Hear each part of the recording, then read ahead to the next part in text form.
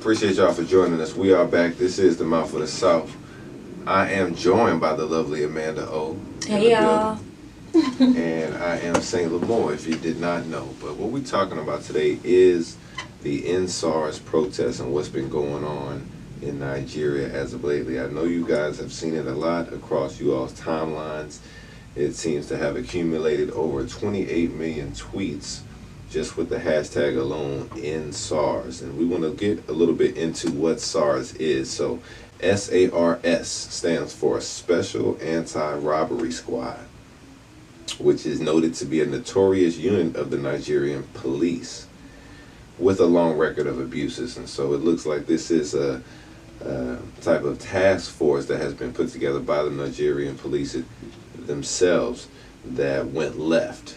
It appears that this task force has been alienating a lot of civilians based on strictly how they look, their money their wealth status, fashion choices, hairstyles. I mean, it sounds a lot like somebody we know. How they choose to live their life, whether they're gay or not. Definitely. I mean, arrest without warrants. I mean, this is a lot. You know, block searches.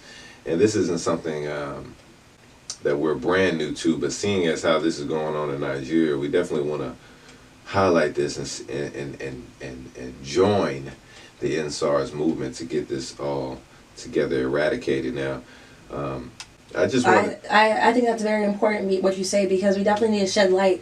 It's not what I know what's happening right now in America with the election and how we also have a race war going on in America, but we can't get that confused that when black people are suffering here and black people are suffering in other countries, black people are suffering everywhere. So Black Lives Matter everywhere. So we wanted to make this show specifically to shed light on what's happening in Nigeria, because it's very important, because what's happening in Nigeria is almost the same fight we're going through here in terms of police brutality, them being judge, jury, and executioner. Now, here in America, we have a better democratic system, but they're still failing to, hold those officers accountable. The SARS officers aren't being held accountable. As far as we know, the government is still supporting everything that they've done so far, and they're still backing them. Yeah, and I did want to ask you, first I did want to ask you personally, how you feel being a Nigerian American, seeing as how this is going down in the home country. What is your personal take on that? It's very sad. It breaks my heart because I know this could be me. It's my cousins. I have cousins that are out there that are going through this. I also have cousins that are on the other side of this situation too. Because, Nigeria is a country, so it's like split, has the northerners, there's the westerners and the easterners, and the southerners. But that being said, the north really acquiring the most amount of land, 75% of Nigerians' land, they pretty much run the government. So the rest of the regions don't really get represented well. So I see. Yeah, there's different sides to the story. But what's happening right now is a tragedy. No, most definitely, and it is still going on at this time. I know I believe you're. What happened this week on October 20th? We will not forget. I'm going to give you guys a little timeline of the Nigerian genocide that happened on October 20th, 2020. A 24-hour curfew was issued. Today, the executive governor of Lagos statue, I might butcher his name, but I'm sorry, Bahabi Sanwo-Olu, issued a 24-hour curfew in order to prevent citizens from exercising their constitutional right to protest against police brutality. Sanwo-Olu ordered army officials to execute this order. This only resulted in police violently shooting at peaceful protesters at Lekki Bridge tollgate.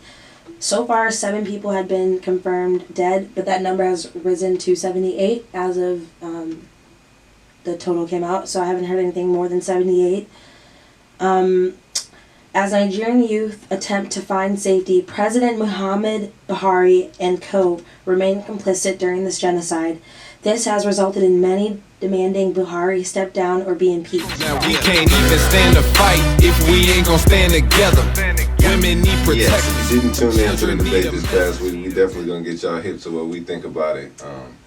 I want to say that this debate was by far the best debate, so I will give it that before I get into it. But I want to say first off that the moderator was my favorite part. I'm not gonna lie to you. I was gonna say. She definitely held it down. Sister Kristen Welker. Shout out to her for holding it down. We had a young black female hold down the moderator position because it seems as the previous moderators could not keep the structure. And so they had to go get a sister. Y'all know how it is, because they ain't going to tell mama no. They already know. Exactly. But she was everything. She kept things in line, and she kept, she really challenged these candidates into kind of going deeper into what their answers were and what they were talking about. So, she won. Now, let's talk about these two candidates that you got to vote for now, up to November.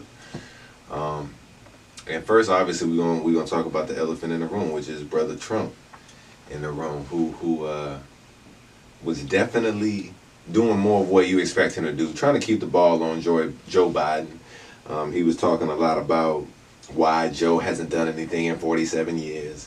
He was talking about, who built the jail, who built the cages that he put the kids into down on the border. I mean, he was really just, it was a night of shifting blame for him, and not enough about what he was going to do to address the issue. There was one line in particular that, was kind of brushed over. I believe I did hear, one or two people highlight it. But it was when the Brother Trump said that he was the least racist person in the room. And that stemmed from what I was going to say his demeanor was throughout the entire debate. It was like he was playing on defense, He almost came into the debate knowing his numbers are down in the polls. He knows that most of America has already voted and it's not looking good for him. So he came into the debate knowing all this knowledge, and you could see he was really trying to come in looking like a president, trying to make the American people know that, he's still here fighting. He actually does want to, not be one-term President Trump, even though he's one-term Trump. But that's how, so when you say, when he said, I'm the least racist person, there's a black woman sitting right in front of you as the commentator. Matter of fact, she asked you the question. And you didn't say it once. You repeated yourself like it validated it even more. How stupid your statement sounded the first time you said it. And he said it again. I think he said it 3 times. Yes, with so much conviction. I was like, this man is literally crazy. Yo, he just played defense. He has to be so disconnected from the real world. Defense, okay. Offense and 1-2-2. I'm pretty sure he has doesn't he have a media rep or somebody who tells him what to say or what not to say, because he sounds like he's so disconnected from the world in general. I'm saying the world. He was on the spot, man, and it was hot. And then he goes, then he trails on to say, I can't even see in the crowd. It's so dark in here, but I'm sure I'm still the least racist. I'm like, wait, what? And now you're talking about color again. Yeah, because that's why I feel like that's such an American thing. That's all they understand. What was he referring to when he was like, I can't even see? Is he trying to see if there were black people in the crowd? Because there was a black woman right in front of you. So, it's so dark out there. He's like, it's so dark out there. I'm pretty sure, I would still be the least racist person in this room. I'm like, who were you looking? He knew. I don't think he even understood what he was saying when he said it. Right. I literally don't think so. You would think that if you said it one time. Okay, there we go, guys. And that is what we all need to understand. We don't need this type of man running America. Someone who's this disconnected from reality. Do they not acknowledge the fact that he probably has dementia? I mean, his age is a factor. He does. He probably told his doctor, don't say nothing. I'm just saying, do you look at anything that you say? has Until no after this. remorse. And nothing's come out of him apologizing or even, Yeah. you know, realizing what he said was very uncomfortably sat in a lot of Americans who heard that and watched it. Yo, we talking about the same president who said Fox News doesn't give you real news. And then he goes on there and said coronavirus is going to go away like a miracle. Yeah. Like, in a 2-day span. Yeah. No, he been speaking. It wasn't weeks, months apart. He did this in 2 days. Yeah. But back to the debate, that's how he came in, you know? So when you asked me about that statement, I'm like, I'm not so surprised. I'm not. It's just, I mean, well, this is the thing, because I was really giving Donald the benefit of the doubt. Like, I was saying, even if he's not racist, his followers clearly are. But when he makes a statement like, I'm the least racist person, well, it's like, oh, okay, well, you just saying you just a little bit racist. Right. You know what I'm saying? And that's like... But even if you're saying that, the commentator was black. She was a black woman. Yeah. A black woman. You can't be you can't be least racist than a black... Wait, what are you saying? She can't even be... Oh my gosh. I think we're missing the whole topic of the conversation. No, for sure. I just think about all the black to be people racist, you know, that a black person can't... If we're really talking about systematic oppression in terms of racism, a black person can't... They've always been a part of the oppressed. Right. Okay? Yeah. So he can't openly say that in front of her, whether that's the real... I don't think other people... That's another part of the conversation that people didn't really grasp at all, other than him, you know, being the least or maybe... they grasped. Okay, because that's what I'm trying to get at right They here. grasped it. They just didn't touch They it. kept it moving. Yeah. And she kept it moving. Yeah. He doesn't even understand that part. Joe could have really got him. And Yeah. Joe decided he was But I'm gonna let a fool play, you know, show his I'm gonna let his him face. play his part. Exactly, you know? Smiling his Yeah, awkward Joe smile. really did not have to say too much. There was only really one thing that Joe said where I was like, okay, Joe. I felt like the truth was starting to come out of him. Not that, you know, I mean, because all of these politicians lie, but you respect it when you see the truth come out. He's like, look, I ain't gonna lie to y'all. Look, we really did try to get some of this stuff done, but this Congress is grilling, and we know that. But to see, you know, They shut them down at him every had a step of the way. transparency. Yeah, because I mean, a lot of people do try to get on the Obama administration about, you know, getting things done for black people, and none of us keep in mind the fact that Obama could have, you know, sent them a lot of bills, but Congress still has to sign off. And at the time, the Congress being Republican, you think they're gonna sign off on any Obama plans? I mean, we just gotta start putting two and two together. But it was very entertaining for me, you know, just to see, because I felt like a lot of people did want to know that. A lot of people wanted to hear from Joe, like, you know, especially people that are on the fence about Joe, or people that are thinking about not voting at all. You know, why haven't you done anything, essentially? And on the Trump side, it's like, dude, you're just unfit. Like, you're just continuing to show us how unfit you are. And and we're trying to figure out if people are going to be smart enough to say, dude, let's just get this dude out of office. Because, I mean, there's so many people that are really, like, just gunning for Trump because of just the, you know, the look. Some people that are just thinking that they got, you know, better money chances if he's in office. But after that least racist comment, I don't see how any self-respecting black person can still go vote for him. Feel black, make them feel that. Here to take the feel back. Watch the haters steal that. Nothing changes. Okay, so the first question is,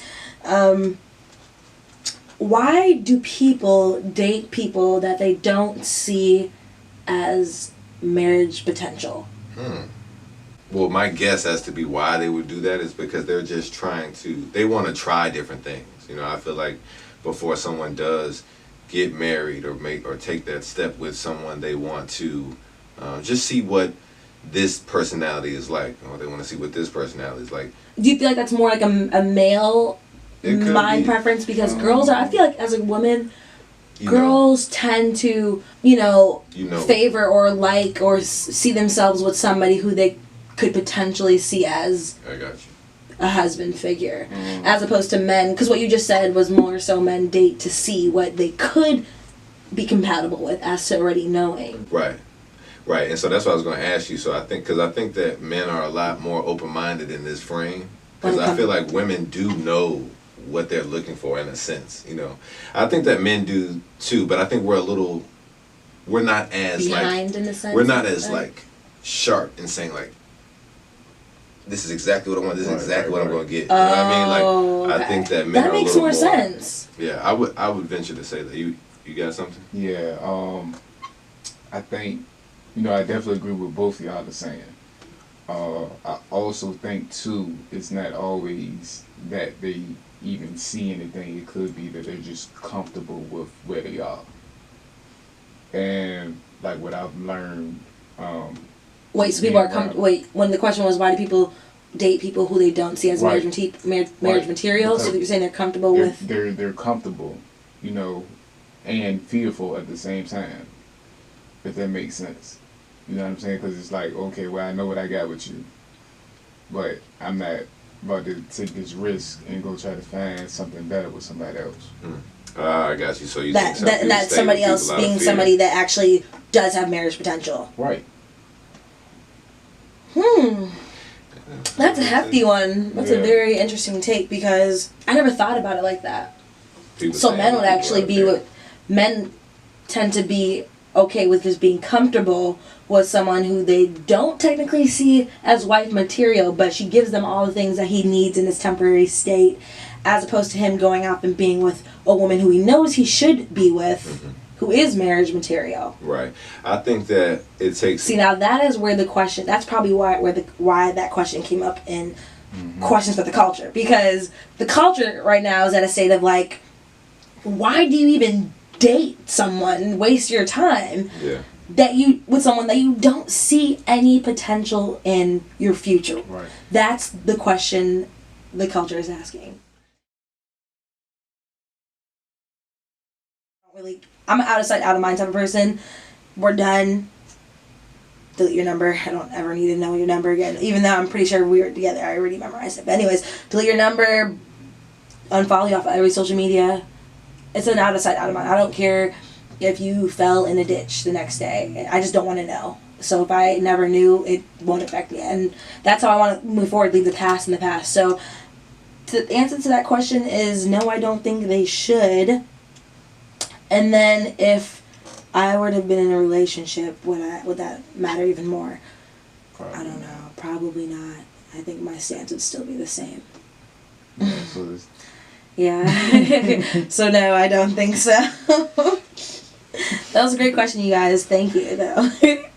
Questions for the culture. These, man. I like this segment.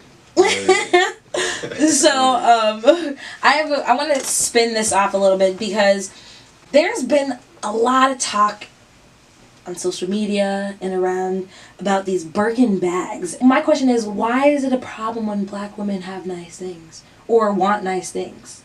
I just don't get it. Because that's what I'm seeing, really. Because why is this even a thing? Don't, really, because why would this even, this whole entire conversation has been brought up because we're starting to see more black women receive these Birkin bags by their men, you know, and people are like, well, you know, that's not real, or why are you valuing a Birkin bag so much? When it's like, why is it a problem now that they're so happy, or they're even showing it off and just saying that their man can afford this for them? Like, black women should be allowed to want more. Yeah. Aspire to have more. Right. Right.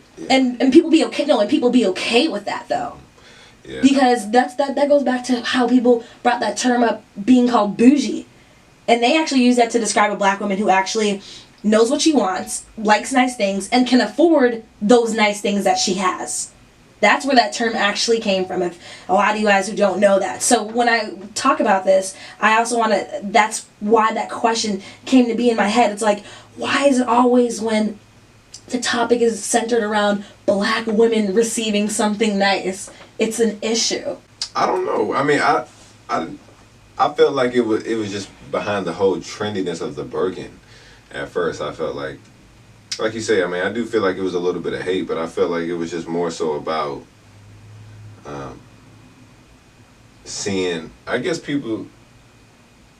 we're seeing, like you say, ourselves celebrating these things. And I think that some people are like taking it the wrong way and thinking that we're like, you know, putting all of our, you know, everything into, like you say, a Birkin bag, or, you know, this is everything. And I don't, like you say, these people are on another level. They're not looking at it like this is everything. They're looking at it like, hey, I got one of these. You can get one too. You know what I'm saying? But it's about, I think that's more of a perceptive thing and how people look at, you know, what people do.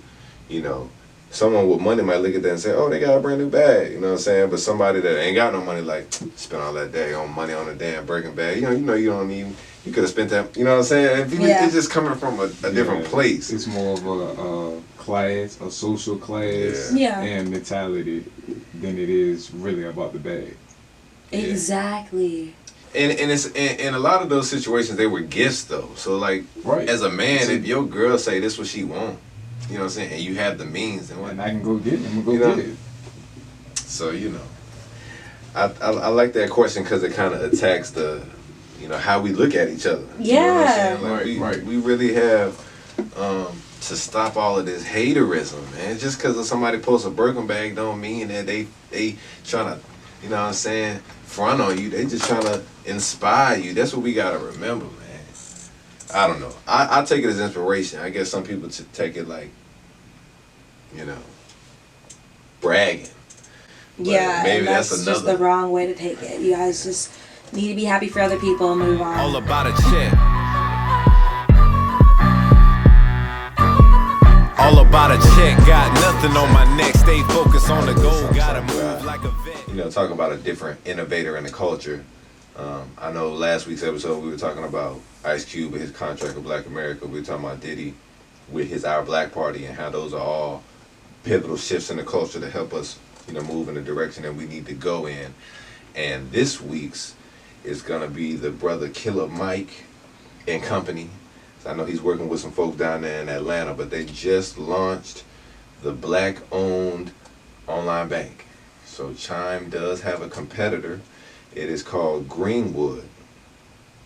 For those who don't know, Greenwood was the name of the neighborhood and area in Tulsa prior to the Tulsa riots. So they named it that just to kind of pay homage to the level of being that we had at that time. But I do think that it's another pivotal shift in the culture because now it's giving black folk specifically an opportunity to invest their money with black folk, and not just that, but also be able to look at getting things like loans and things of that nature. Because again, we're not asking, you know, we're not asking anymore at this point. So either you're gonna, you know, bend the shape, or we're gonna just start creating these avenues for ourselves. And so shout out to everybody that's banking black. Continue to bank black. Check out Greenwood. It is an app. Let's control the black dollar. Facts. All right, and I appreciate y'all.